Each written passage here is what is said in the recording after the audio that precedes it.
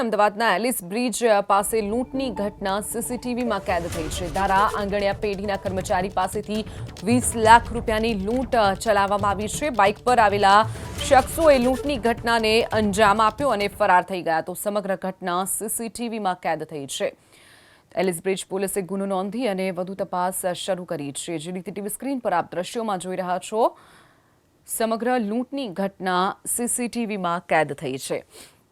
ધારા આંગણિયા પેઢીનો કર્મચારી ત્યાંથી પસાર થઈ રહ્યો હતો. તેની પાસે 20 લાખ રૂપિયા હતા, જે બાઇક પર આવેલા શખ્સો લઈને ફરાર થઈ ગયા.